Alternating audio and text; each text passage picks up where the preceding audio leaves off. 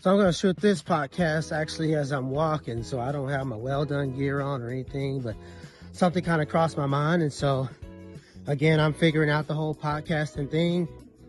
And so I don't know what the rules are. Do I have to be sitting in the studio? Can I do it while I'm walking? Who knows, right? I'll do what I want to do. But the topic that I was thinking about was basically, we had, people love recurring revenue, right? Because you sell the job and then every month it comes back, right? First of the month, in 30th of the month, whatever, you've already sold it. You're doing some type of recurring revenue, lawn care,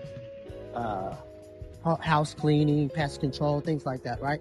Whatever that, even in, other industries, you could be doing recurring services, SaaS, email marketing, all the things. But when you are going out every day to homes and you have to do the marketing, you have to go out and you have to sell that project or that service in the home, it's basically feast or famine, right? You could have a great week, you could have a week where it's trash. And so I kind of wanted to speak on the trash week, right? And so I'll have one of my salespeople, they'll go out and they will be doing great. They'll have a great week.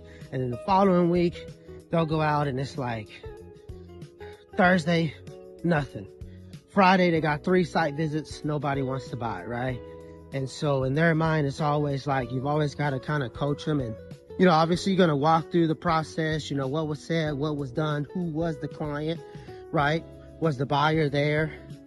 Were they selling the home? Were they a business owner of some kind looking for, a deal or contracting prices?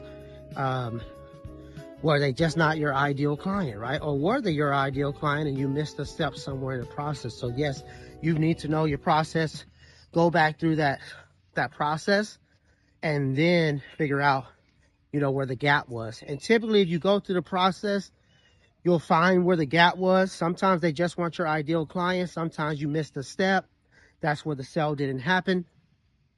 However, typically, a lot of times, if you don't have that process locked in, you're going to go to the price. And it's like you forgot that the month overall has been a great month, or just the week overall has been a great week, or whatever.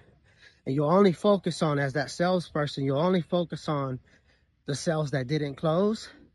And so it's on, management or the sales leader to make sure that, we keep it into the mind of the sales agent that, hey, you went out there, you served the client well, the client didn't buy. You laid everything on the table. You gave them several different options. You gave them a payment plan or financing or whatever that looks like, and they still didn't want to do it. And so you want to make them understand that, hey, everybody's not going to buy. You probably won't have a 100% closing rate. And sometimes it's much easier for a salesperson to go through and say, okay, I went to 3 houses today. One of them at least bought, right? Or I went to 20 houses this week, 17 of them bought, right? And the 3 didn't. And so that's the easier process. But when you have a day where you go to 3 or the 4 stops that you have that day, nobody buys, you immediately go into like, what am I doing wrong? I suck, all these things. And it's actually, should we lower the price, right? They're like, the price is too high. It's like all of a sudden you're going through all these emotions of trying to change your whole business structure because, 3 people didn't buy.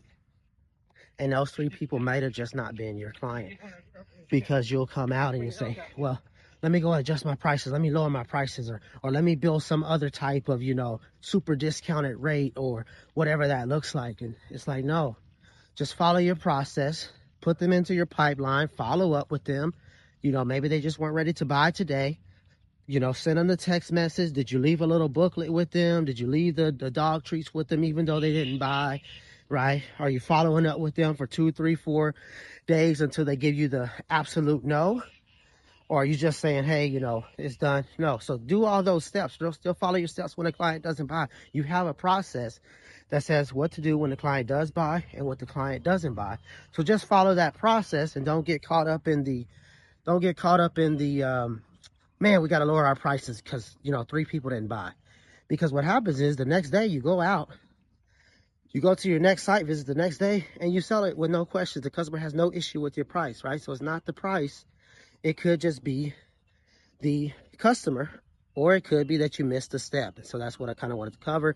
Don't let, you obviously, if you can have a 70, 80, 90% closing rate, that's awesome. But again, none of those rates are 100%, right? And so people are always going to say no at some point. And so remember, you get into those grooves where you haven't had a no in a while, and all of a sudden you get 3, 4 no's back to back. Like it drops you. And so just want to kind of cover that and just say, hey, keep that momentum, have the conversations, get the pep talk if you need the pep talk, go home and relax and take a bath or whatever. Focus, study on your psychology, study on your sales process, make sure you're not missing anything, and then go out there the next day and crush it and continue to get those sales.